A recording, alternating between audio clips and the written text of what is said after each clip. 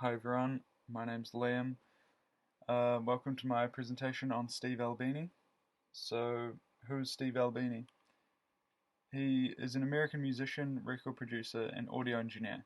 He's been a member of many different post-punk bands since the 80s and is currently in a band called Shellac. He's the founder, owner, and principal engineer of Chicago-based recording studio Electrical Audio.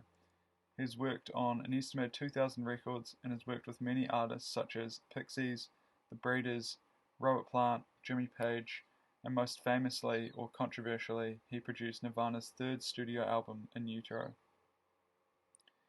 Steve Albini is well known for his controversial and outspoken views on the music industry, saying that it financially exploits artists and homogenizes their sounds. He follows up these views by being one of the only well-known producers to not take royalties from album sales, and also having a different approach than the norm when it comes to recording and production. He believes the producer's job is to record the music to the band's desires, and paying the producer as if they have contributed to the album artistically would be unethical. He wrote an article in 1993 called The Problem with Music, in which he expresses his explicit opinion of the music industry. He also believes that it is the role of the recording engineer to solve problems in capturing the sound of the musician, and not to threaten the artist's control over their music. His recording style mirrors this belief, in that he tries to capture the raw sound of the artist without too much post-recording effects in order to capture a more live-in-the-studio sound. When recording bands, he tries to record them playing all together in the same recording space as much as possible. He is quoted saying, "I prefer to record as much of the band in one live take as possible. If you do it any other way, the band is forced into an unnatural situation from the very beginning of the process.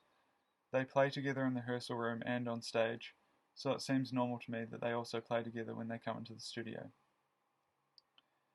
Albini places particular importance on the selection and use of microphones in achieving this live-in-the-studio sound, often including meticulous placement of microphones around the recording space to capture the desired ambience of the musicians.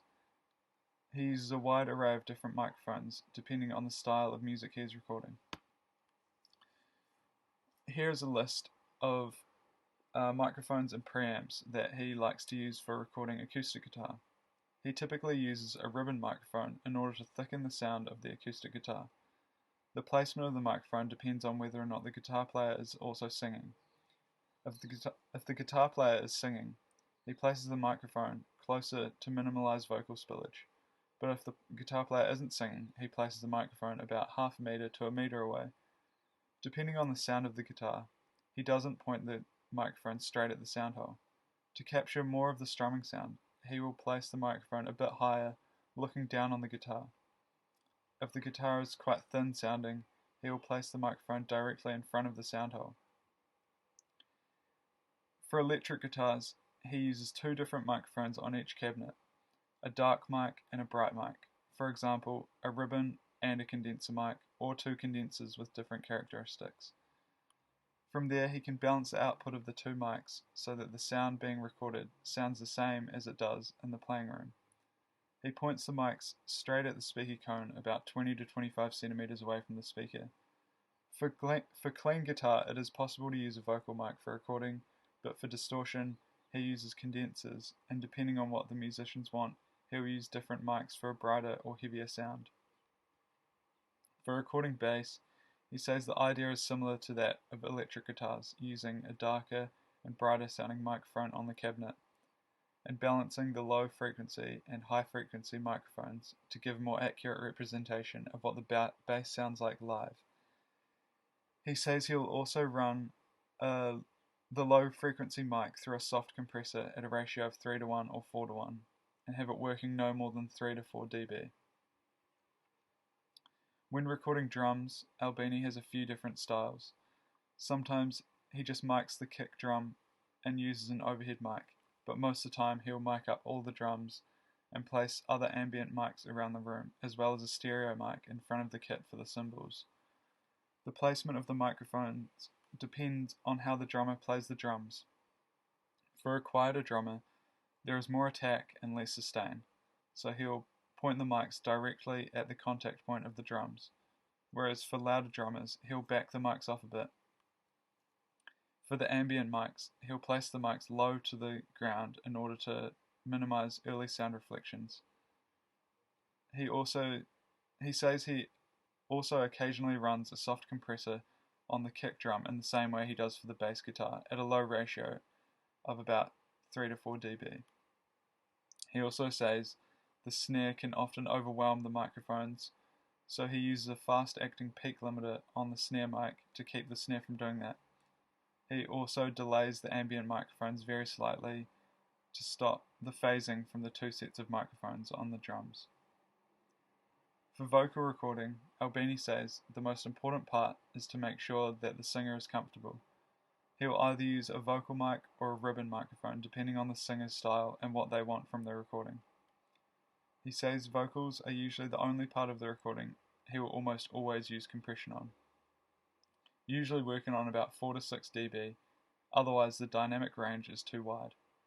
He only uses very light compression, so there is no compression on the quieter passages and only slight compression on the louder passages. This is all dependent on the style of the singer though. The idea behind all the painstaking microphone placement is that Albini believes manipulating a sound after it has been recorded is nowhere near as effective as recording it correctly in the first place.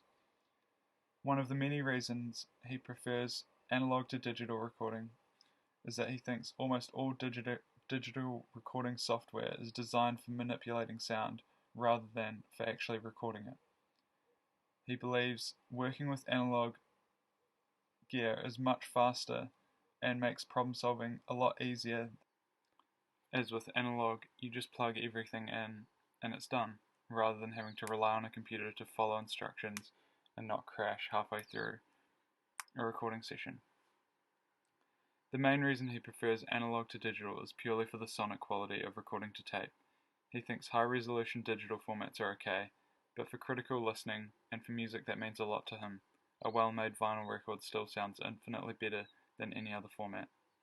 In my opinion, I think the integration of his analog live in the studio style into modern recording studios would have a great impact on the outcome of an album, and that it is key to make sure that there is clear communication between producer and artist to make sure the artist is happy with the outcome. Thanks for listening to my presentation on Steve Albini.